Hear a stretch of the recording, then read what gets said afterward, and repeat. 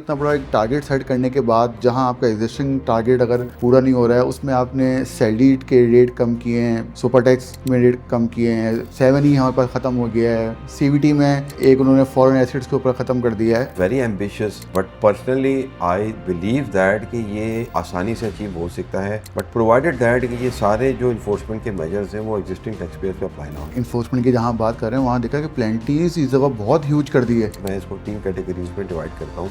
एक fully complaint और 100% अपनी पूरी कंप्लीट फाइलिंग करता है, प्रॉपर टैक्स और इनकम दिखाता है। दूसरा है कि फाइलर तो है बट बड़ा मेजर उसके अंदर अपनी अंडर डिक्लेरेशंस करता है। और तीसरा है जो ऑल टुगेदर जो है वो बाहर बैठा हुआ है। रिकवरी करने का भी तरीक़ाकार होता है ना कि वो MNC तो यहाँ रुकेंगे नहीं कि जिनकी रिकवरी सेम डे पे बैंक अकाउंट से हो गई, उनका पूरा वर्किंग कैपिटल ख़त्म हो गया। देखिए बात सारी ये है कि लिटिगेशंस क्यों होती हैं। लिटिगेशंस हमारे यहाँ पे पाकिस्तान में ज़्यादातर जो है लिटिगेशन इंटरप्रिटेशनल इश्यूज़ पे बहुत कम होती है। रिएक्शंस के ऊपर ही ज़्यादातर चीज़ें कि आपके साथ गलत जो है वो हार्शली आपको टैक्स लगा दिया गया या आपके ऊपर जो है वो प्रोसीजर सही से अप्लाई नहीं किए गए। जो मिनिमम टैक्स 153, 148 के ऊपर बड़ा डिबेट होता है कि ये मिनिमम टैक्स होना नहीं चाहिए, ये कुछ तरीके का नहीं, नेट इनकम बेस पे टैक्स हो रहा है, तो मिनिमम टैक्स क्या चीज़ होती है। जो इन्होंने अभी लिखा है ना वो उसकी वर्डिंग में भी बड़ा इबाम है। डेटा तो इनके पास 2019 से मौजूद है। बेइंतहा डेटा डंप होता है, मुझे नहीं पता दे भी रहे हैं कि नहीं दे रहे। इससे तो मतलब इससे तो यही लग रहा है सिर्फ खाली वो ब्रॉडनिंग के लिए ये काम किया गया है। काम वही कर रहा हूँ, आप भी वही माल बेच रहे हैं, मैं भी वही बेच रहा हूँ। तो एक एग्जम्पशन अगर फेसलेस नहीं हो सकती तो इस पूरी असेसमेंट और ये पूरी अपील मतलब कैसे पॉसिबल है ये। एक और चीज़ आ गई है, ये भी लॉ में आ गई, बड़ी अच्छी है। अब वो स्टार्ट कब होती है, इसका मतलब है कि ये खुद एडमिट कर रहे हैं कि पूरी सप्लाई चेन ऊपर से से ले लो। हाँ, बात दरमियान की क्या है कि डॉक्यूमेंटेशन सबकी होनी चाहिए, टैक्स रिजीम आसान होनी चाहिए, सबकी होनी चाहिए। अस्सलाम वालेकुम। नेक्स्ट पॉइंट में मैं हूँ हैदर इमाम। नेशनल असेंबली में बजट 2026 और 27 प्रेजेंट कर दिया गया है। जिस तरह से बजट आने से पहले एक जनरल आवाम, एक बिजनेसमैन और कारोबार करने वाले ताजिर, ट्रेडर सब लोग एक्सपेक्ट करते हैं कि बजट आ रहा है और वो रिलीफ एक्सपेक्ट करते हैं। सैलरी पर्सन जो है वो ये एक्सपेक्ट करते हैं कि उनका टैक्स रेट कम हो। इसी तरह से गवर्नमेंट के ऊपर भी एक प्रेशर होता है, इंटरनल प्रेशर होता है। आज जिस तरह से हमने देखा IMF का एक प्रेशर, एक मीटिंग्स चल रही थी 1 जून से लेकर, और हमने ये भी देखा कि बजट की डेट अनाउंस पहले 5 जून हुई, फिर 10 हुई और फिर जाके 12 जून को नेशनल असेंबली के अंदर फाइनेंस मिनिस्टर ने बजट पेश किया। इस बजट के हवाले से अगर हम बात करें तो लास्ट बजट के हवाले से इसमें काफ़ी तरह के रिलीफ दिए गए हैं सैलरीड क्लास को। इसी तरह से सुपर टैक्स के हवाले से स्मॉल ट्रेडर को जो उन्होंने एक पैकेज बना के उनको एक फ़िक्स रिजीम भी इंट्रोड्यूस की है। इसी तरह से और भी बिज़नेस के लिए जहां उन्होंने रिलीफ दिया है वहां पे कुछ हैवी पेनल्टीज़ वगैरह लगाई है। FBR के कई तरीके की पावर, असेसमेंट की और ऑडिट की और इंस्पेक्शन की पावर भी दी गई है। आज के प्रोग्राम के अंदर हम डिस्कस करेंगे कि कौन कौन सी अमेंडमेंट इनकम टैक्स ऑर्डिनेंस के अंदर और सेल टैक्स एक्ट के अंदर आई हैं। इस मौजू पे हमारे साथ बात करने के लिए मौजूद हैं आसिफ हारून साहब। अस्सलाम वालेकुम सर, बहुत बहुत शुक्रिया आपने इस मसरूफ़ वक्त में जो है वो टाइम दिया। अच्छा, स्टार्ट करते हैं कि कल जो फाइनेंस मिनिस्टर की जो बजट स्पीच से थोड़ा सा स्टार्ट करते हैं कि वो इस साल 2026 का हमने देखा जो टारगेट था, जो उसमें स्टिल एक शॉर्टफॉल हमने देखा कि वो FBR अपना टारगेट जो है वो पूरा नहीं कर सकी। जब बजट स्पीच में हमने देखा उन्होंने जो अगले साल का टारगेट वो उससे बड़ा टारगेट दिया है कि जो उन्होंने अचीव करना है। अब इन दोनों में बात करें कि इतना बड़ा एक टारगेट सेट करने के बाद जहां आपका एग्जिस्टिंग टारगेट अगर पूरा नहीं हो रहा है उसमें आपने सैलरी के रेट कम किए हैं, सुपर टैक्स में रेट कम किए हैं, 7E हमारे पास ख़त्म हो गया है, CVT में एक उन्होंने फॉरेन एसेट्स के ऊपर ख़त्म कर दिया है। ऑल्दो ये सारी की सारी मेजर पॉजिटिव है, इसको हम अप्रिशिएट भी करते हैं। अब क्या लगता है कि इतने टारगेट को पूरा करने के लिए चीज़ों को भी इन्होंने कम कर दिया है, तो ये टारगेट अपना अब किस तरह से पूरा करेंगे? क्या वही पूरे साल सस्पेंशन और FIR और जो लास्ट टाइम में जिस तरह से कलेक्शन की जाती है तो इनको तो वही करना पड़ेगा? ओवरऑल इस सिचुएशन को आप कैसे देखते हैं? ये थैंक यू सो मच। देखिए मोटी मोटी बात मैं आपको बताऊं, FBR या गवर्नमेंट जो भी रेवेन्यू का टारगेट सेट करती है that depends upon the economic fundamentals. तो साल के शुरू में इस साल का जो टारगेट था that was at a very higher level. But last इस साल के अंदर ही 2 बार गवर्नमेंट ने इसको रिवाइज डाउनवर्ड्स किया, कीपिंग इन व्यू जो भी इवॉल्विंग सिचुएशंस होती हैं इकोनॉमी की, अब जियो पॉलिटिकल सिचुएशंस भी आ गई, सब चीज़ें आ गई, और IMF हैज़ एग्रीड दैट कि हम उसको अब तकरीबन 13 ट्रिलियन पे अब टारगेट है। अब 13 ट्रिलियन को मद्देनज़र रखते हुए शॉर्टफॉल शायद आए, बट इतना बड़ा नहीं आए जिसको अगर हम ओरिजिनल टारगेट के कंपैरिजन में देखेंगे तो ज़ाहिर सी बात है बहुत बड़ा शॉर्टफॉल है। बट चूंकि FBR की जो रेवेन्यूज़ हैं that all depends upon many things, inflation की क्या परसेंटेज है, ग्रोथ रेट क्या चल रहा है, एक्सचेंज रेट क्या चल रहा है। तो अगर हम मोटी मोटी बात करेंगे जो साल गुजरने जा रहा है इसका टारगेट तकरीबन 13 ट्रिलियन है, और जो अगले साल जो गवर्नमेंट ने जो टारगेट सेट किया है अपने लिए रेवेन्यू का वो 15 पॉइंट समथिंग ट्रिलियन है, तकरीबन कुछ 17-18% का इसमें जो है वो कोई इंक्रीज़ है, और वो इंक्रीज़ को अगर हम तकरीबन ट्रांसलेट करें तो कोई 5 ट्रिलियन के करीब उसका है। अब आपका सवाल है कि इस साल को अचीव करने में इतनी स्ट्रगल हो रही है, एंड वी नो दैट कि वो किस तरह अचीव होता है। अब अगले साल के लिए कैसे 2.5 ट्रिलियन का गैप को कैसे फिल आउट किया जाएगा, इसका बड़ा सिंपल मैथ्स है। अगर आप उसको मैथ्स को देखें तो तकरीबन अगर गवर्नमेंट खुद कह रही है कि हमारा 7% के करीब हमारा इन्फ्लेशन होएगा और 3.5 समथिंग प्लस जो है आपकी ग्रोथ रेट रहेगी, तो 7 और 3 को करें तो कम से कम 10 से 11% आपका जो है ये ऑटोमेटिक इंक्रीज़ आएगा रेवेन्यू में। कुछ और ना करें तो ये दो चीज़ें आपको 10% ग्रोथ दे देंगी। जो इंक्रीज़ है ना वो तकरीबन 17-18% है from the last year. 13 trillion से जो अगले साल का टारगेट है उसकी इंक्रीज़ की परसेंटेज है 17-18%, जो कि रुपयों में तकरीबन 2.5 ट्रिलियन के करीब इंक्रीज़ है। तो अगर 10-11% तो आपका ऑटोमेटिक हो गया। अब रह गया आपका दो चीज़ें कि इन्फोर्समेंट मेजर्स हैं और रेवेन्यू मेजर्स हैं। तो अब इन्फोर्समेंट मेजर्स में इनका ये कहना है, नंबर्स तो उन्होंने सिर्फ जो कहे वो तकरीबन को 150 अरब रुपए के इन्होंने नए इंक्रीज़ इन टैक्सेशन की है। ऑब्वियसली बात है जो रिलीफ मेजर्स हैं उसने उन चीज़ों को जो इंक्रीज़ है उसको वो थोड़ा सा कम करेगा। जो इन्फोर्समेंट के लिए जो इम्पॉर्टेंट चीज़ है जो समझने वाली है, जो अनाउंस किया है PR ने या फाइनेंस मिनिस्टर ने, वो कहा है कि तकरीबन कोई 700-800 बिलियन रुपीस की इंक्रीज़ जो है वो इंक्रीज इन्फोर्समेंट मेजर से लेके आएंगे। That is very ambitious, but personally I believe that कि ये आसानी से अचीव हो सकता है, बट प्रोवाइडेड दैट कि ये सारे जो इन्फोर्समेंट के मेजर्स हैं वो एग्जिस्टिंग टैक्स पेयर्स पे अप्लाई ना हो। यकीनन हमारे एग्जिस्टिंग टैक्स पेयर्स में अंडर फाइलर्स बहुत बड़ी तादाद में, बहुत बड़ी तादाद ऑल टुगेदर टैक्स सिस्टम से बाहर भी है। तो बहुत मटेरियल है, बहुत मीट है आउटसाइड द टैक्स नेट जहाँ से ये टैक्स कलेक्ट हो सकता है। हमारी इकनॉमी का साइज़ बहुत बड़ा है, तकरीबन $450 बिलियन प्लस की हमारी इकनॉमी है, 150 ट्रिलियन रुपीस के ऊपर हमारी इकनॉमी है। तो इसमें आज टैक्स टू GDP रेशो देखें बहुत कम है। तो ये इसमें बहुत मार्जिन है इन्फोर्समेंट मेजर्स के लिए। But important thing is that कि जो चीज़ें इन्फोर्समेंट के लिए जो FBR को पावर्स दिए जाते हैं वो बहुत ज़्यादा हैं, बहुत हार्श हैं, और अनफॉर्चुनेटली उसको बड़ा अनजस्टिफाइबली भी बाज़ औक़ात देखा गया है कि उसको यूज़ किए जाते हैं। तो इम्पॉर्टेंट थिंग इज़ दैट कि इन्फोर्समेंट मेजर्स लिए जाने चाहिए, उससे बहुत अच्छा रेवेन्यू इकट्ठा हो सकता है, प्रोवाइडेड दैट कि वो ट्रांसपेरेंसी के साथ और जस्टिफाइबली और इक्विटेबल तरीके से वो इन्फोर्समेंट मेजर्स को अप्लाई किया जाए। क्योंकि हमने ये देखा है इसके अंदर एक इन्फोर्समेंट की जहाँ बात कर रहे हैं वहाँ देखा कि प्लेंटीज इस जगह बहुत ह्यूज कर दी है। मतलब कोई उसका एक रैशनेल बनता है कि 10,000 से आप 20,000 करते हैं, आप 20,000 से 25 करते हैं।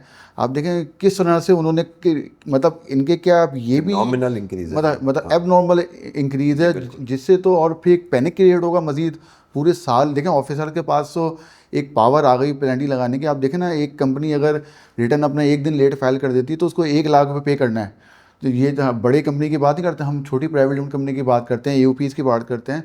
हमारे IS सिस्टम की वजह से वो रिटर्न लेट हो जाते हैं, उनके फॉर्म्स के इश्यूज़ हैं और दीगर मसाइल हैं। तो एक तो ये नज़र आ रहा है कि इतनी ह्यूज पेनल्टीज़ मतलब वो ले सकेंगे। बिल्कुल बिल्कुल, मैं आपसे एग्री करता हूँ कि डिसप्रोपोर्शनेट इंक्रीज़ है। देखिए चीज़ें पेनल्टीज़ और प्रोसिक्यूशंस और जो सारे डिफ़ॉल्ट चार्जेस और सारे ये जो पावर्स होते हैं ना, ये प्रोपोर्शनेट होने चाहिए और keeping in view the ground realities होने चाहिए। हमारे यहाँ पे इस वक्त टैक्स के 2 निज़ाम चल रहे हैं। एक है डॉक्यूमेंटेड या कंप्लाइंट टैक्स पेयर है, और एक पार्शियल कंप्लाइंट है, और एक इक्वल टू है। तीन बेसिकली मैं इसको तीन कैटेगरीज में डिवाइड करता हूँ कि फुल्ली कंप्लाइंट और 100% अपनी पूरी कंप्लीट फाइलिंग करता है, प्रॉपर टैक्स और इनकम दिखाता है। दूसरा है कि फाइलर तो है बट बड़ा मेजर उसके अंदर अपनी अंडर डिक्लेरेशंस करता है।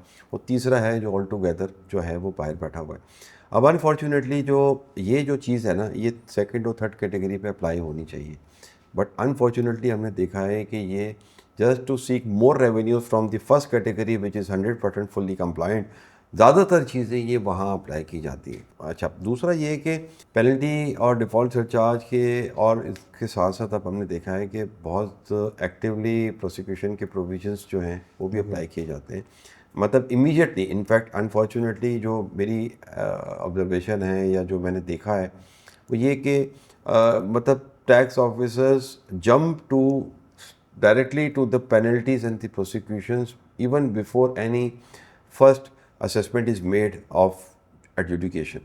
तो ये एक टैक्स के जो प्रोविजंस जो हैं वो उसको keeping in view the ground realities हमारे यहाँ पे बहुत बड़ी तादाद, जिस तरह मैंने कहा ना कि आपकी बाहर बैठी हुई है या अंडर डिक्लेरेशन है, आपको कॉन्फिडेंस देने की ज़रूरत है जो आज फर्स्ट कैटेगरी में है, जो कि फुल्ली कंप्लाइंट है, 100% अपने आप को प्रॉपरली करता है। तो ये सारी हायर हार्श पेनल्टीज़ वहाँ होती हैं जहाँ एक अच्छा आइडियल एनवायरनमेंट है, हर तरफ से, दोनों तरफ से कोई ट्रस्ट डेफिसिट भी नहीं है। अब आप देखें कि बहुत बड़ा ट्रस्ट डेफिसिट है between the tax payers and the other side the state. वो ट्रस्ट डेफिसिट और जो आपको सहूलियात मिलती हैं उसको देखते हुए अगर आप एक जो लोग एक टैक्स एक हद तक फाइल भी कर रहे हैं उसके ऊपर आप एक छोटी छोटी गलतियों पे, अच्छा ये नहीं है कि गलतियां, या अब जैसे फॉर एग्जांपल आप रिटर्न फाइलिंग की डेट की बात करें तो इंडिविजुअल्स में आप 30 जून अभी ख़त्म हुआ, कुछ चीज़ें ऐसी हैं जो कि इमीडिएटली अभी से एप्लीकेबल हो जाएंगी as far as procedural matters are concern. Forms के अंदर बहुत सारे इश्यूज़ आएंगे, फिर आप 30 सितंबर अभी इमीडिएटली अभी आ जाएगी। तो लाइकवाइज ये चीज़ों को हमें पाकिस्तान के ग्राउंड रियलिटीज़ को देखने की ज़रूरत है। आपने जिस तरह की बात की, अभी जो कैटेगरी वाली बात करी, इसी से मैं निकालूंगा कि आपने बात की फर्स्ट कैटेगरी की। हम बात कर लेते हैं अभी उन दुकानदारों की, उन ताजरों की तरह बात नहीं करते। उस फर्स्ट कैटेगरी की जो आपने बात की, सारे हार्ड डिसीजन हमने देखा। एफसीसी का एक सुपर टैक्स का डिसीजन आया कुछ ही टाइम पहले, उसमें आप देखें ना, ऑर्डर होते ही एक दिन के अंदर किस तरह से बैंक के साथ रिकवरीज की गई। वो कोई छोटे टैक्स पेयर नहीं थे, वो सारे लास्ट टैक्स पेयर थे, सारे एलटीओ में असेसमेंट होते थे।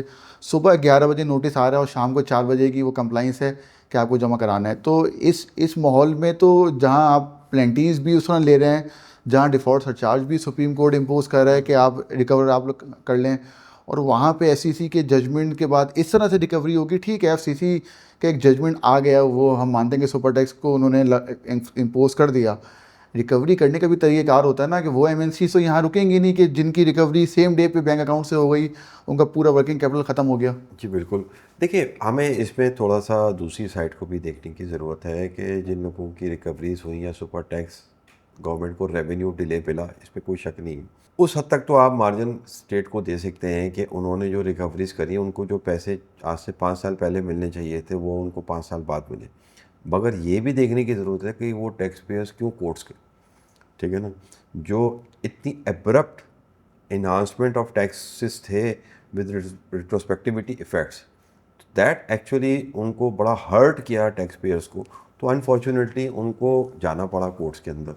तो ये एक पूरा सिस्टम है जिसकी एक बंदा अगर एक एंड पे ख़राबी करता है तो दूसरा बंदा उसको रिस्पॉन्ड करने के लिए दूसरी ख़राबी क्रिएट करता है सिस्टम में, और फिर सिस्टम जो है वो ख़राबियों के ऊपर ख़राबियाँ पैदा करता है। स्टार्ट होता है एक गलत टैक्सेशन से या एक कोई बेहतर निज़ाम ना होने से, उसको फिर जो दूसरा रिसीविंग एंड पे जो बंदा है वो उसको रिस्पॉन्ड करता है, फिर उसको दूसरे डिफरेंट तरीके से, और फिर ये चीज़ें जो है at the end of the day. देखिए, बात सारी ये है कि लिटिगेशंस क्यों होती हैं। लिटिगेशंस हमारे यहाँ पे पाकिस्तान में ज़्यादातर जो है लिटिगेशन इंटरप्रिटेशनल इश्यूज़ पे बहुत कम होती है। रिएक्शंस के ऊपर ही ज़्यादातर चीज़ें कि आपके साथ गलत जो है वो हार्शली आपको टैक्स लगा दिया गया, या आपके ऊपर जो है वो प्रोसीजर सही से अप्लाई नहीं किए गए। तो मतलब इंटरप्रिटेशन के इश्यूज़ तो बहुत कम हमारे यहाँ बचे हैं सारे। अब जैसे मैं बात करूँ कि अगर आप एडवांस टैक्स के अंदर, हमें पता है कि जो ओन एस्टीमेट आप फाइल करते हैं, आप ओन एस्टीमेट आपने, अभी तो साल चल रहा है ना, एडवांस टैक्स तो एक एडवांस टैक्स है। बिल्कुल। आपने ओन एस्टीमेट फाइल करते हैं, आप कहते हैं यार मेरा भाई ये टैक्स टू टर्नओवर रेशो पे मेरे हिसाब से ज़्यादा बनता है, मुझे मेरी इस साल की आमदनी है, मेरे इतने विदोल्डिंगें हो गई, मेरे ये रिफंड्स पड़े हुए हैं, तो मुझे मेरे हिसाब से टैक्स देने थे, मैं रिटर्न जमा कराऊंगा, आप मुझसे जो है वो जो भी मेरा शॉर्टफॉल आएगा आप 90% पे। गवर्नमेंट ने अपना सिस्टम तो रखा हुआ ना कि आपको डिलेड पेमेंट पे आपको डिफ़ॉल्ट रिचार्ज मिल जाएगा, बट नहीं, लॉ क्या कहता है कि नहीं, कमिश्नर ने तुम्हारे एस्टीमेट के ऊपर ही असेसमेंट कर डालनी है। ठीक है, आपकी अगर कोई 25 मार्च या 25 दिसंबर या 15 जून आपकी एडवांस टैक्स की डेट है, you have to submit the details and evidence of all the expenses along with the estimate, lower estimate, and the commissioner has all the power to look at it after providing opportunity of art। उसकी कोई definition नहीं है वो opportunity क्या होगी। अगर आप 25 तारीख आपकी ड्यू डेट है, आप 25 तारीख या 24 तारीख को आप अपने सारे डिटेल जमा कराएंगे, he can reject it within 24 hours and he can recover the estimated advance tax in his own wisdom immediately upon passing of 147 out। 25 तारीख ड्यू डेट है, पहली तारीख को तो एस्टीमेट मुझे कमिश्नर भेज देता है कि ये आपका एस्टीमेट है, वो तो मतलब चले मशीन वाला आ जाता है ना ऑटोमेटेड, बट चले वो उसको आप फॉर एग्जांपल इग्नोर भी कर दें आप, वो तो एक टैक्स टू टर्नओवर रेशियो पे 120% पे आ गया, ठीक है, फिर ना गवर्नमेंट ने एक अच्छा एक इंटीमेशन का निज़ाम रखा हुआ है, उसकी लैंग्वेज को ऑब्वियसली इंप्रूव करने की जरूरत है कि जो इंटीमेशन के नोटिस आते हैं ना उसके अंदर जो अंग्रेज़ी होती है दैट इज़ समटाइम्स शरीफ आदमी को बड़ा ऑफेंसिव भी लगता है। हम तो चलें पुराने मतलब टैक्स के कंसल्टेंट्स हैं, बात यह है कि थोड़ी सी कम्युनिकेशंस को भी इम्प्रूव करने की ज़रूरत है। और जो इम्पोर्टेंट ये है कि ऐसे आज डिस्क्रिशनरी पावर्स या प्रोविजंस मौजूद हैं सारे टैक्स के कवानीन में जिनको रैशनलाइज करने की बहुत ज़रूरत है। तो वो चीज़ें जो है, अब जैसे फेसलेस वाला है वो आप शायद अभी डिस्कस करेंगे, बट ये कि ये चीज़ें इम्प्रूव करने की ज़रूरत है कि हम जो डिस्क्रिशनरी पावर्स हैं वहाँ पे बहुत ज़्यादा टैक्स पेयर जो है वो परेशान होता है। एट दी क्या कहते हैं प्लेजर ऑफ द कमिश्नर जो है ना, मतलब वो हम टैक्स पेयर जो है वो बेचारा उसको जो है वो कॉम्प्रोमाइज़ करने पड़ते हैं। क्योंकि आपने बात की ना कि लिटिगेशन कहीं से शुरू होती है, लेकिन लिटिगेशन तो अभी सुपर टैक्स का जो रेट चेंज किया, आपने बात की लिटिगेशन कहाँ से शुरू होती है, लेकिन लिटिगेशन तो यहाँ से शुरू हो रही है कि जब उन्होंने एक 3 सेक्टर मखसूस सेक्टर को 150 मिलियन के ऊपर सुपर टैक्स उन पर इम्पोज कर दिया और बाकियों को जो है वो एग्जाम कर दिया, बाकियों को जो है वो 500 मिलियन के ऊपर कर दिया। मतलब क्यों, मतलब ऐसा देखें ना, यही तो वो एरिया होता है जहाँ से बैंकिंग सेक्टर बोलेगा कि मैं यहाँ पे सुपर टैक्स क्यों दूँ। अब वो कोर्ट जाएगा। अब एफसीसी के उस ऑर्डर के बाद इसकी लिटिगेशन किस हद तक पॉसिबल है, मुझे तो नहीं लगता कि अब कोई पॉसिबिलिटी कोई बनती है। आप समझते हैं कि अभी भी ये चैलेंज किसी सूरत में मेरे होता है? ख्याल अब देखिए बुनियादी तौर पे आपका सवाल ये है कि अब जो भी कुछ सेक्टर्स को सुपर टैक्स के अंदर हायर रेट पे छोड़ दिया गया है, और दो हुई ना, एक तो बैंकिंग और oil and gas and fertiliser sector, उनको 150 मिलियन पे 10% लगा दिया आपने, बाकियों को 500 मिलियन के अबव पे 10% लगा 8% लगा दिया। तो 2 क्लासेस क्रिएट हुई। मगर अब चूंकि फेडरल कॉन्स्टिट्यूशनल कोर्ट ने जो डिस्क्रिमिनेशन का जो एक जूरिस्प्रूडेंस है उसको उन्होंने एक हद तक और कर दिया, कंफर्म कर दिया इन अ वे दैट के रजिस्ट्रेशन के पास बेइंतहा जो है वो है विजडम अप्लाई कर सकती है कि वो किन सेक्टर पे समझती है उसकी सवाबदीद है कि वो किस पे ज़्यादा टैक्स लगाना चाहे, किस पे ज़्यादा नहीं लगाना चाहे। तो मेरा नहीं ख्याल कि आप इसके अंदर जो है कोई ऐसी गुंजाइश है कि कोई जाके ये कहेगा कि यार मुझे मेरे साथ मुझे कॉर्नर किया गया या मुझे जो है ना क्लासिफाई किया गया इस तरीके से या उस तरीके से। तो आई थिंक दैट कि हमें ये इसमें पॉजिटिविटी देखने की ज़रूरत है कि गवर्नमेंट के पास चूँकि फिस्कल स्पेस बहुत कम थी, but at the same time उन्होंने एक टैक्स जो इंसिडेंस थी उसको रिड्यूस भी करना था। तो आई थिंक दैट कि इसके अंदर हमें पॉजिटिविटी देखनी चाहिए कि गवर्नमेंट ने उसको जो है वो अपना एक रिलीफ दिया नीचे के जो टैक्स पेयर्स हैं सुपर टैक्स वगैरह का, और टॉप हेडलाइन सुपर टैक्स का रेट भी उन्होंने 10 से 8 कर दिया। Banking obviously oil and gas and fertiliser बहुत ज़्यादा उनका कंट्रीब्यूशन था सुपर टैक्स के हवाले से, तो गवर्नमेंट ने फिस्कल स्पेस को मद्देनज़र रखते हुए उसको थोड़ा सा जो है वो उनको अभी बाद में उनको आई थिंक दैट कि gradually over a period of time. मेरी तो अपनी पर्सनल ख्वाहिश ये थी कि गवर्नमेंट एक रोड मैप दे देती, ठीक है ना, रोड मैप ये दे देती कि नेक्स्ट 2-3 ईयर्स के लिए कह देती कि यार मैंने अपना सुपर टैक्स जो है वो मैंने 3 साल में ये मैंने इसको ख़त्म ही कर देना है। एक्चुअली ये रोड मैप इसलिए ज़रूरी होता है कि इन्वेस्टर जो है वो आगे देखता है, पीछे नहीं देखता। तो वो उसके लिए बड़ा इम्पोर्टेंट है कि गवर्नमेंट कॉर्पोरेट टैक्स और सुपर टैक्स का एक रोड मैप दे देती कि मैं अगले 3 साल में मैं कहाँ, तो अकॉर्डिंगली जो है वो उसकी जो है वो फाइनेंशियल मॉडलिंग या जो भी चीज़ होती है तो वो ज़्यादा बेहतर। एक इसमें आसिफ साहब एक बड़ी इंपॉर्टेंट अमेंडमेंट बड़े अरसे से मैं सुनता आ रहा हूँ, बल्कि आपसे भी मैंने ये बहुत सुना है, जो मिनिमम टैक्स 153 148 के ऊपर बड़ा डिबेट होता है कि ये मिनिमम टैक्स होना नहीं चाहिए, ये कोई तरीके का नहीं, नेट इनकम बेस पे टैक्स हो रहा है, तो मिनिमम टैक्स क्या चीज़ होती है। इस दफ़ा बड़ी इंपॉर्टेंट सी एक अमेंडमेंट इन्होंने डाली है कि मिनिमम टैक्स को जो है वो इनके पास पावर दे दी है गवर्नमेंट के पास कि वो रिड्यूस कर सकता है इसको। अगर कोई अब कोई सेक्टर जाए या कोई पर्सन जाए, अब वो एक चूँकि अभी क्लियरिटी नहीं है इसमें, तो अब आप क्या समझते हैं कि ये पूरा फंक्शन कैसे चलेगा, कि क्या तरीक़ेकार इसमें होगा कि कोई जाके इसमें बेनिफिट ले सके। देखिए इसमें बड़ी इंपॉर्टेंट चीज़ होगी कि ट्रांसपेरेंसी कंप्लीट हो, ठीक है ना। देखिए पास्ट में हमने देखा है कि ऑब्वियसली कुछ सेक्टर्स को उन्होंने मिनिमम टैक्स के अंदर आज भी हैं 6 को 7 कर दिया। अब वो जो इन्होंने अभी लिखा है ना वो उसकी वर्डिंग में भी बड़ा इबाम है। उन्होंने कहा अप टू 1% हम कर सकते हैं रिड्यूस। तो फॉर एग्जांपल किसी का अगर 15 है तो उसको सिर्फ 14 कर सकते हैं या 15 को 1 कर सकते हैं। ये एक वर्डिंग में अभी इबाम है। हम समझते हैं कि 15 को 1 करने की पावर ली गई है फेडरल गवर्नमेंट ने, अदरवाइज़ 15 को 14 करने की कोई इतनी बड़ी फेडरल गवर्नमेंट पावर, मतलब इतना कम रिडक्शन में पावर की कोई सेंस बनती नहीं है ये। तो आइडियली तो ये है कि अगर कोई जो भी जिसका भी मिनिमम टैक्स का विथहोल्डिंग रेट है वो 1 से नीचे वो नहीं कर सकती, हम समझते हैं, या उसको FBR इस तरह से भी जब फाइनेंस एक्ट पास होगा। बात सारी ये है कि कॉन्सेप्चुअली ये बड़ा अच्छा इकदाम है कि गवर्नमेंट ने रियलाइज़ किया कि मिनिमम टैक्स रिजीम्स जो हैं ऑर्डिनेंस के अंदर मल्टीपल मिनिमम टैक्स की रिजीम्स हैं उसको ख़त्म ऑल टुगेदर होना चाहिए, इनकम के ऊपर टैक्स होना चाहिए। अब वो 113 है, 113C है, ये भी 148 या 153 या बहुत सारी थी। तो कम मगर और इसकी बड़ी बड़ी जो इंसिडेंस है वो बड़ी हाई है। मतलब अगर आप देखें तो 15% विदहोल्डिंग का रेट है। 15% विदहोल्डिंग रेट जो है ट्रांसलेट इनटू 50-60% प्रॉफिट मार्जिन्स नहीं होते इतने। 7% भी अगर आप देखें विदहोल्डिंग अगर किसी की है तो that translate into very high profit margins as compare to, अगर आप फॉर एग्जांपल आप देखें कि रिटेलर्स को गवर्नमेंट ने कहा है आप 1% दें और या 25,000 दें, तो अगर उनका आप 5-7% भी प्रॉफिट मार्जिन आप 8% भी रखें तो 1% टैक्स जो है वो इफेक्टिव टैक्स रेट बड़ा कम पड़ता है। यहाँ पे अगर आप जाएँ तो मिनिमम टैक्सें जो आपको पड़ती हैं वो बहुत हाई है ये। तो ये जो है वैसे बाय कॉन्सेप्ट ये अच्छा है, बट इसके बड़े रूल्स बड़े क्लियर और ट्रांसपेरेंट क्योंकि होने ये भी होना चाहिए कि पर्सन टू पर्सन जाएगा या सेक्टर टू सेक्टर जाएगा, ये भी एक जब क्लेरिफिकेशन आएगी इसमें तो पता चलेगा कैसे जाएगा। डेफिनेटली, इसलिए कि इन्होंने अभी पावर्स लिए हैं कि उसको कैसे प्रोसीजर्स और सारा होगा।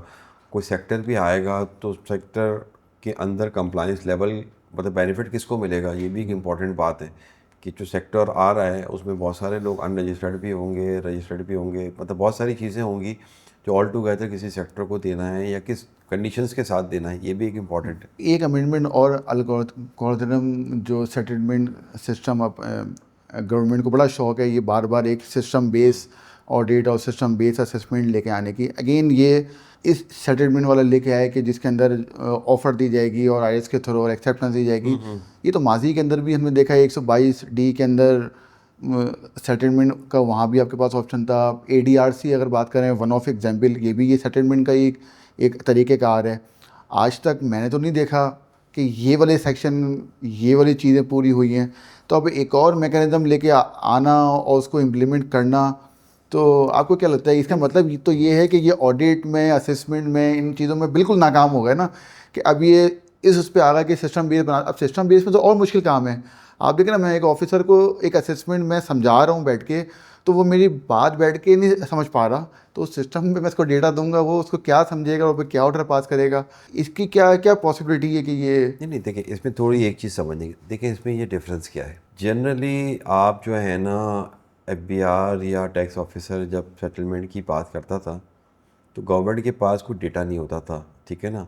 आप सामने वाले बंदे को अगर उसने टैक्स कम पे किया है जब तक आप उसको कन्फ्रंट नहीं करोगे एक ऐसे रिलायबल डेटा से कि भाई मुझे पता है तूने क्या किया है, ठीक है ना, तो वो देन वो ऑफ़र जब डेटा के साथ जाएगी, एविडेंस के साथ जाएगी, तो ये जो एल्गोरिथमेटिक सेटलमेंट मैकेनिज़्म जो है ना, इसके पीछे पूरी होमवर्क के साथ ये सिस्टम एक ऑफ़र भेजेगा टू द टैक्स पेयर को। टैक्स पेयर रजिस्टर्ड भी हो सकता है, कोई और बंदा भी हो सकता है। जो मैं समझ रहा हूँ, अगर जो लिखा है इन्होंने, ठीक है, हमारे यहाँ चीज़ें लिखने में तो बड़े हम बहुत अच्छे होते हैं, बट इम्प्लीमेंटेशन पे जाते हैं तो सिस्टम्स जो हैं वो इतने लूप होल छोड़ता है, विलिंगली या अदरवाइज या इनकॉम्पिटेंसी पे, for what ever reason. Faceless आपको पता है कस्टम्स के अंदर भी आया, उसमें बड़ी मीडिया में न्यूज़ आई, मुझे नहीं पता सही है गलत है। एनीवेज, अगर हम पॉजिटिविटी देखें तो अगर ये सिस्टम आता है और इम्प्लीमेंट होता है जैसे लिखा हुआ है, तो ये जो ऑफ़र का सिस्टम होगा ये that will be different from the past.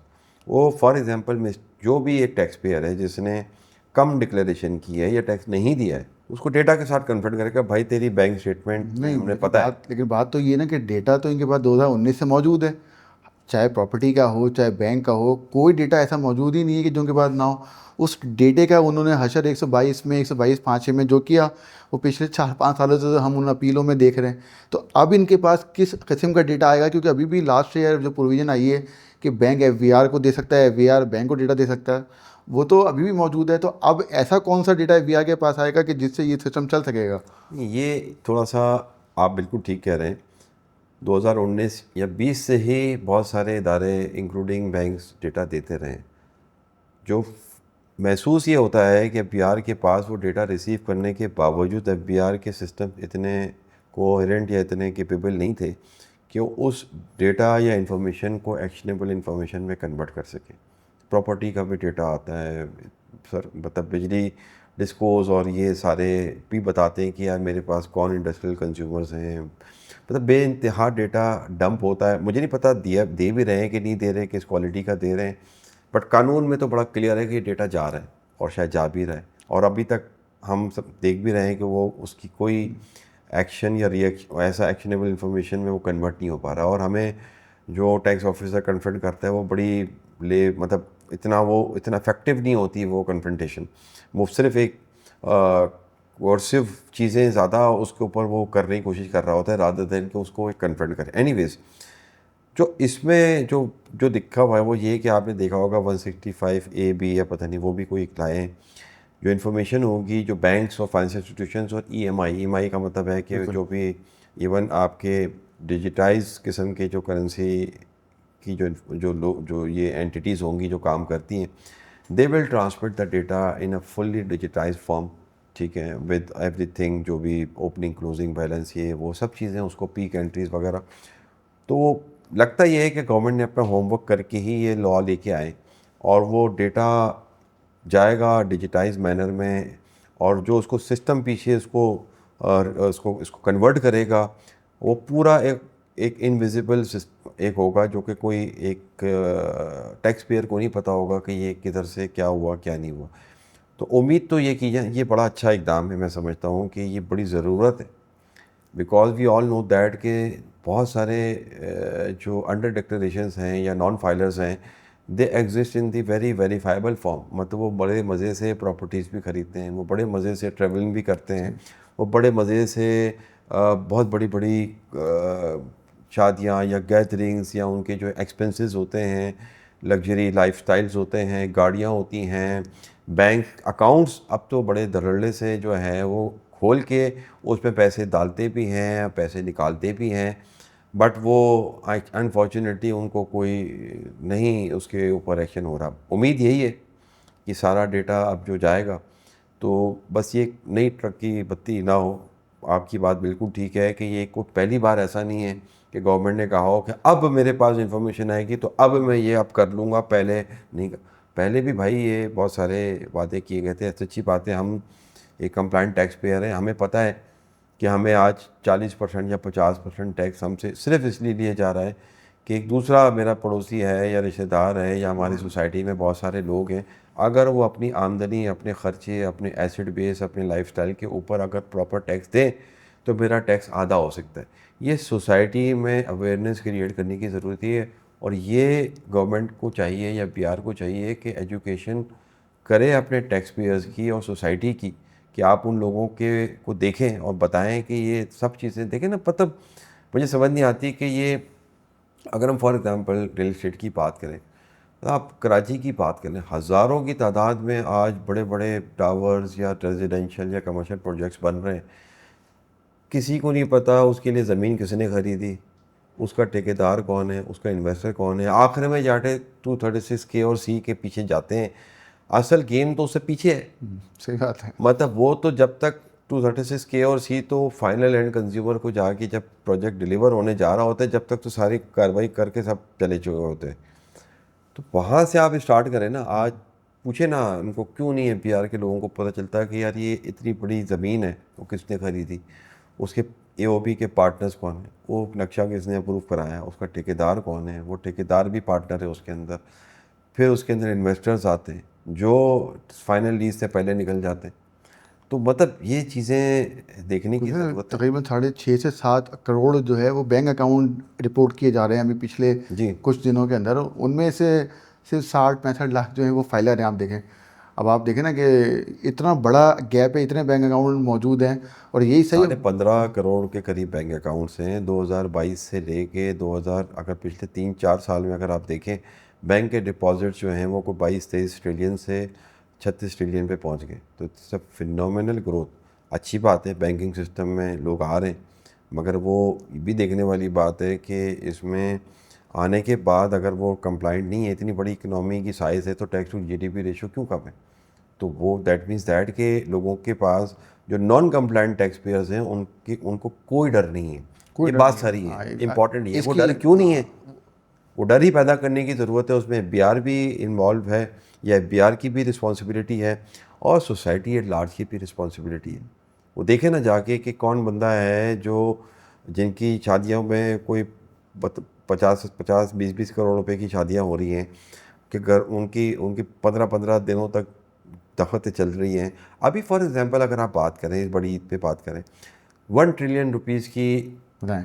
आपकी ट्रेड हुई है। अब उसमें मतलब जो एक्चुअली आज कानून के हिसाब से चलें तो ये इनकम सिर्फ किसकी एग्जेम्प्ट है, जो कि वो जानवर जो कि जो काश्तकार है, जो अपनी एग्रीकल्चर चले गया। लैंड के ऊपर वो उनको वो घास खिलाता है जो उसकी ज़मीन पे उगते हैं। आइडियली ये एग्रीकल्चर इनकम है।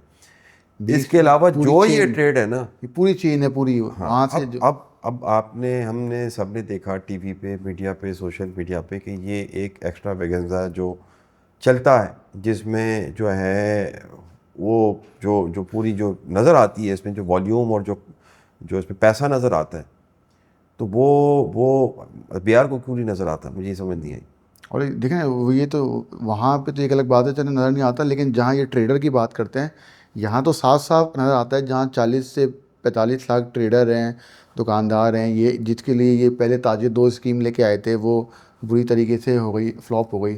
उसके बाद अगेन इस साल इन्होंने फिर फिक्स टैक्स के लिए होलसेलर और रिटेलर तो को जब जो तक आप 200 ये मिलियन वाले पे कम पार्किंग गया। स्पेस देंगे ना, कि रिटेलर है वो, अगर फॉर एग्जांपल, अच्छा रिटेलर भी एक मिसनोमर टर्म है, मुझे नहीं समझ आई। अगर एक दुकान खोल के बैठा हुआ है, ठीक है, शॉपिंग मॉल में नहीं बैठा हुआ, चुंदीगढ़ रोड पे बैठा हुआ है, या जोड़िया बाज़ार में बैठा हुआ है, या बहुत सारी बाज़ार हैं, तो कौन देख रहा है कि वो दुकानदार सिर्फ रिटेलर ही है। हमें क्या पता, मतलब वो तो होलसेलर का काम भी करेगा। दुकान छोटी सी रख के सामने बैठा हुआ है, 10 गोदाम जो है वो किसी जगह रखे हुए उसके, तो होलसेलर भी हो सकता है, कोई भी हो सकता है।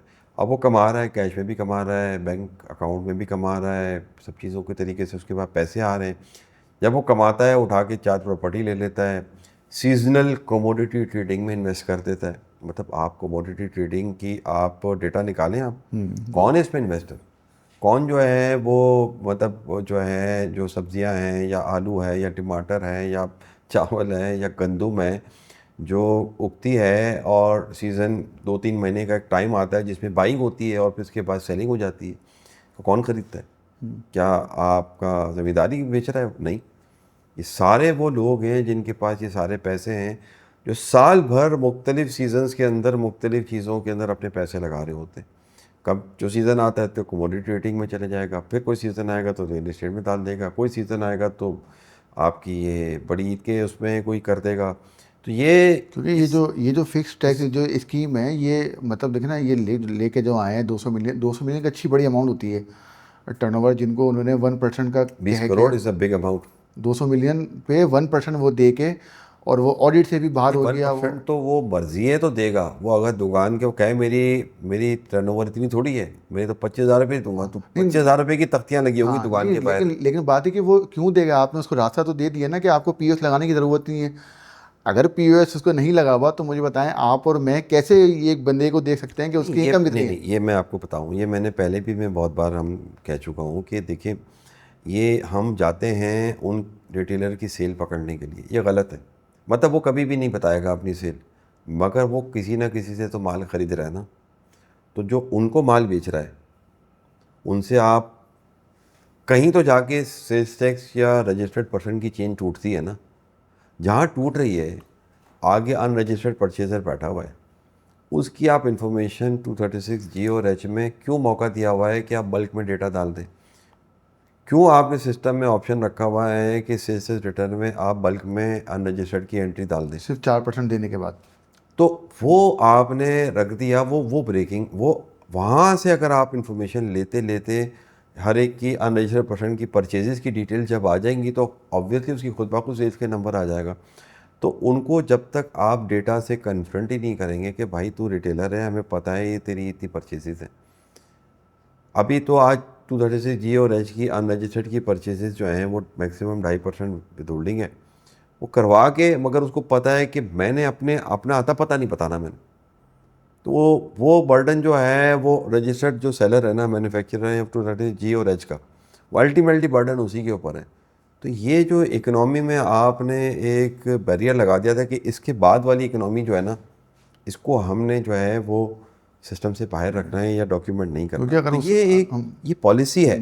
अब ये ये पहले ये था कि आपको कानून तो सही रखना चाहिए ना, भले वो इन्फोर्समेंट की वीकनेस है, मगर अगर आप पॉलिसी के अंदर आप इस एक एक पूरा एक पैकेज के साथ आप इंसेंटिवाइज करेंगे कि नहीं आपने नहीं आना, that shows a very big इससे वीकनेस। तो मतलब इससे तो यही लग रहा है सिर्फ खाली वो ब्रॉडनिंग के लिए ये काम किया गया है, क्योंकि अगर उसके पास पीओएस नहीं लगा हुआ है तो कितनी सेल हुई ये तो अविया को नहीं पता।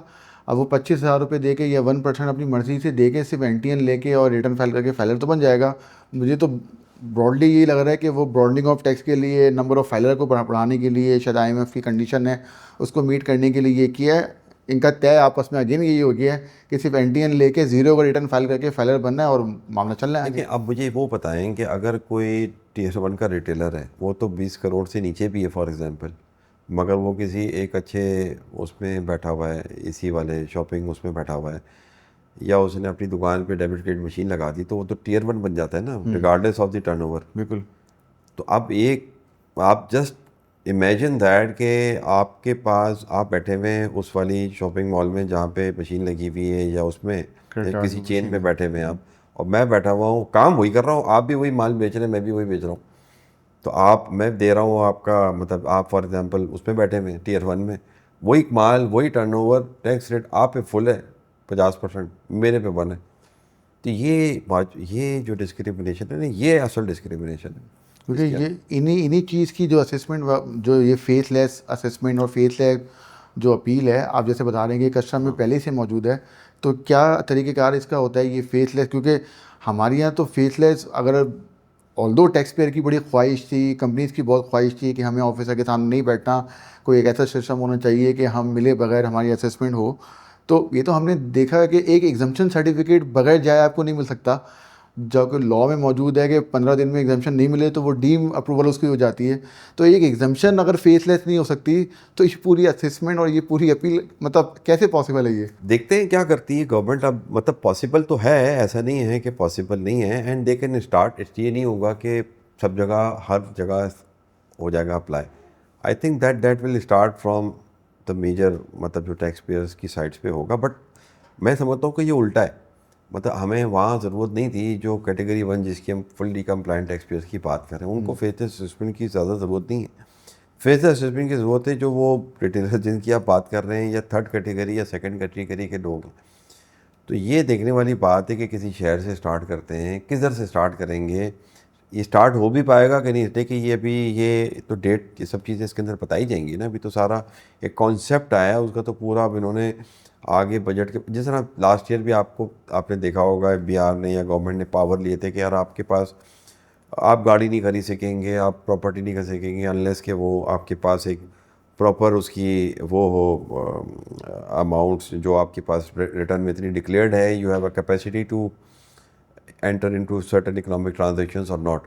वो आपने देखा होगा, वो कॉन्सेप्ट तो आ गया मगर वो स्टार्ट ही नहीं हो पाया फॉर द रीज़न दैट कि जो उसकी जो स्टार्टिंग डेट है या इसकी जो एप्लीकेशन की स्टार्टिंग डेट है, that has been muted until the notification is issued.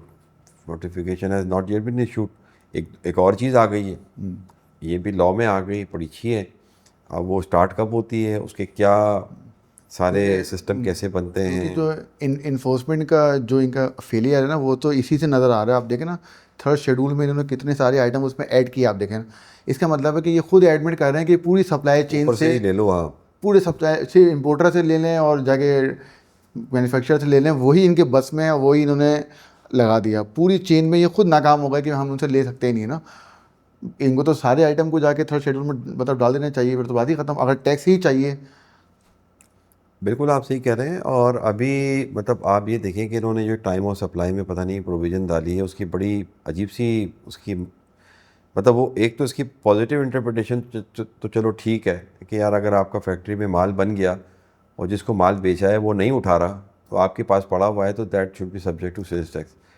But अगर वो उसको आपको किसी और तरीके से पड़े ना, तो ऐसा है कि माल बन गया, अभी आपके पास परचेज़र भी नहीं है। आप ज़ाहिर सी बात है, मैन्युफैक्चरर तो माल एडवांस में बना के रखता है ना कि यार मैं थोड़ी कोई जब आएगा तो बनाने बैठूँगा।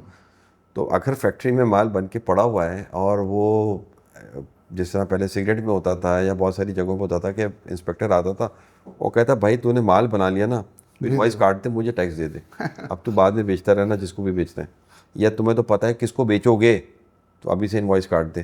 तो ये मतलब ये चीज़ें जो हैं ऐसी, देखो माल अगर बन गया है रजिस्टर पड़ गया, बेचेगा ही ना।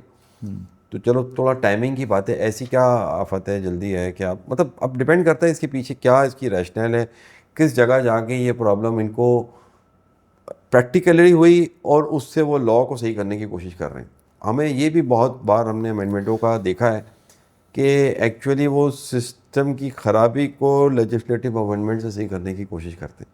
तो उससे क्या होता है कि जो एक पूरा सिस्टम है ना, वो लेजिस्लेचर लॉ के अंदर ख़राबी शुरू हो जाती है। तो आप अपनी वीकनेस इन दी इम्प्लीमेंटेशन या इन्फोर्समेंट की वीकनेस को लॉ से सही करें कि मैंने सही नहीं होना, वो सामने वाला अपने आप को सही कर ले, ये वाला एक है ना हमारा, ये इसको थोड़ा सही होने की ज़रूरत है। बिल्कुल। अब हम एक छोटी सी चीज़ कि अगर मैं सैलरीड की बात करूँ, इन्होंने इस दफ़ा कुछ रिलीफ तो दिया, मतलब कुछ लोग तो मतलब खुश हैं कि चलें। हायर स्लैब वालों के लिए उन्होंने कुछ टैक्स रेट को उन्होंने कम किया, स्लैब्स बढ़ा दिए उन्होंने। उसके पैरेलल अगर बात करें, ये लोग बड़ा कंपेयर करते हैं सैलरीड को और एक्सपोर्टर को।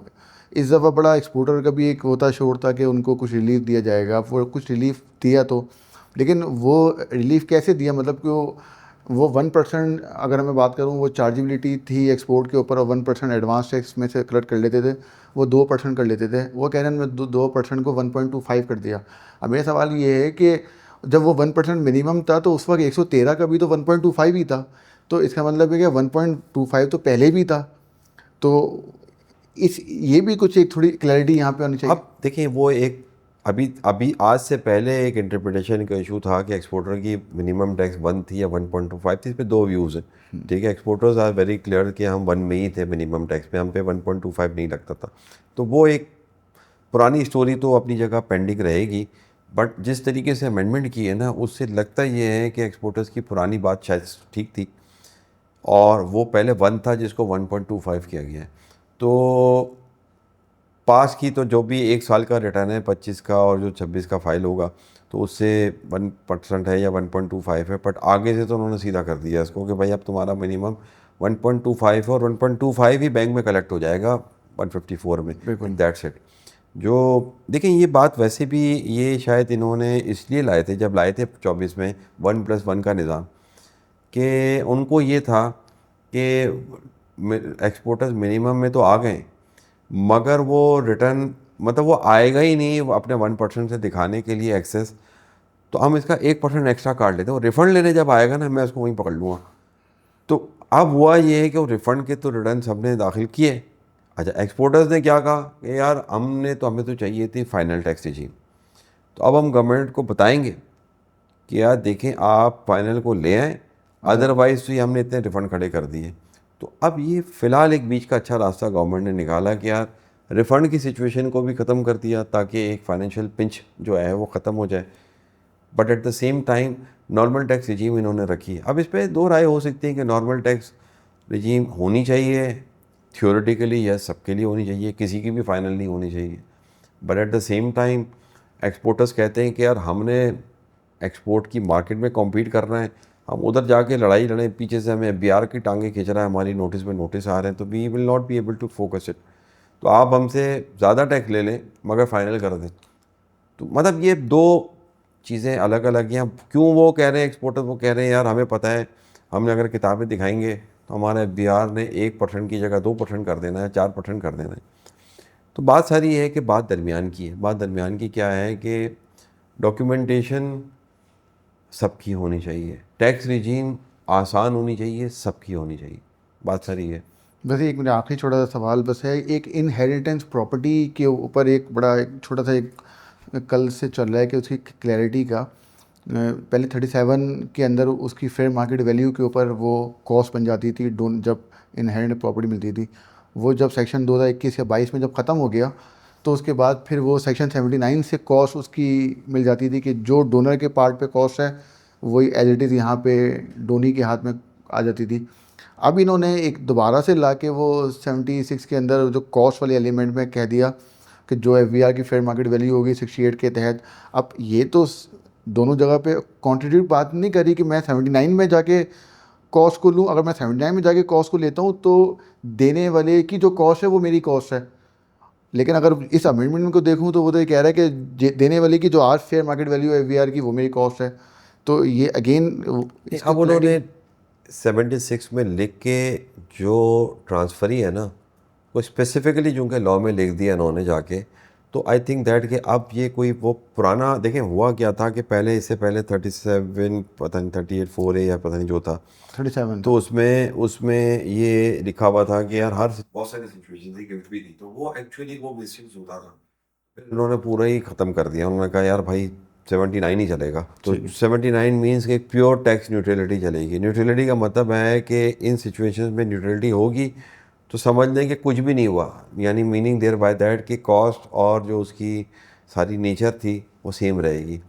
अब एक ये सिचुएशन थी डेथ वाली सिचुएशन, जिसमें हमारे यहाँ पे बहुत सारी चीज़ें ऐसी होती हैं जो कि सोसाइटी के साथ, और एक एक्चुअली इसमें एक थोड़ा सा शायद शरिया का भी एक कोई इशू एंगल निकल सकता था कि यार इसमें अब बहुत सारी चीज़ें ऐसी हैं कि जिसमें डेथ की सिचुएशन में प्रॉपर्टीज़ बहुत पुरानी होती हैं और डिक्लेयर्ड भी नहीं होती, पता भी नहीं है कितने की खरीदी थी। तो ये एक इन्होंने एक सॉर्ट ऑफ इसको सिंप्लीफाई, जब आप रजिस्ट्रार के पास जाएंगे उसको तो नहीं पता चलेगी कि यार किधर थी, क्या था क्या नहीं था। तो आई थिंक दैट के डेथ या family settlement arising out of the death, ये दो सिचुएशंस ऐसी हैं जो कि सोसाइटी के अंदर बड़ी एक आती हैं सिचुएशंस। तो उसको सिंप्लीफाई करने के लिए उन्होंने कहा कि चलें एक स्टेज पे पहले आप रिकॉर्डिंग तो स्टार्ट होना FBR वैल्यू की, उसके बाद आगे से देखिए। देखिए ये एक डेथ वाली सिचुएशन में जनरली टैक्स प्लानिंग या टैक्स अवॉइडेंस पॉसिबल नहीं होती, तो ये एक आई थिंक उसको पॉजिटिव देखना चाहिए। ठीक है सर, बहुत बहुत शुक्रिया आपका टाइम देने का, बहुत बहुत शुक्रिया, थैंक यू वेरी मच।